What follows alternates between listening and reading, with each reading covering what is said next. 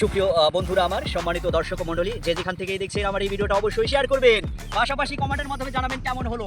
এক দেশে এক রাজা ছিল, সেই রাজা বিভিন্ন রকম অত্যাচার নিপীড়ন চালাতো।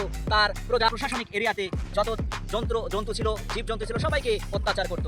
কিন্তু ইতিমধ্যে ভেড়ার একটা পাল ঐক্যবদ্ধ হয়ে তারা দুধ দেওয়া বন্ধ করে দিল। তখন ভেড়ার যে প্রতিনিধি নেতৃত্বে ছিল তাকে ডাকা হলো। রাজা বলল, তোমরা কি চাও? বলে যে আপনি যে অত্যাচার করছেন, আপনাদের আমি আর দুধ দেবো না। তখন রাজা সাহেব ভেড়ার প্রতিনিধিকে বলল যে আমাদের কথা মতো চললে আমরা যে কার্ডগুলো দেবো, এই কার্ডের মাধ্যমে ডাবল কি পাবেন?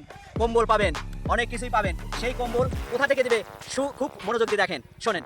তো ভেড়ার প্রতিনিধিরা সমস্ত ভেড়াকে রাজি করালো যে রাজার নেতৃত্বে আমাদের চলতে হবে। কিছুদিন পরে যখন রাজার নেতৃত্বে চলতেছিল, 2টা করে কম্বল দিল। তখন দেখে কি ভেড়ার গায়ে ছাল নাই। কেরে কম্বল কোথা থেকে এলো? ভেড়ার গায়ে থেকে কিন্তু ছাল নেওয়া হয়েছে। কি কম্বল আরেকটা কোথা থেকে এলো? ভেড়ার চামড়া দিয়ে কম্বল বানানো হয়েছে। তাহলে বুঝতে পারছেন, এই যে ফ্যামিলি কার্ডের মাধ্যমে যে আপনাদের যে সুযোগ সুবিধা দিবে, কোথা থেকে দিবে? আপনার চামড়া, আপনার যে কষ্ট উপার্জিত অর্থ, সেই অর্থ থেকেই তারা 2 নাম্বারি করে দুর্নীতি করে আপনার ক্ষতিগ্রস্ত করে কিন্তু আপনার সুবিধা দিবে। সুতরাং আমি বলবো, ব্যক্তি অবশ্যই আপনাকে সাপোর্ট করতে হবে। অবশ্যই মার্কাকে আপনারা প্রাধান্য দিবেন না।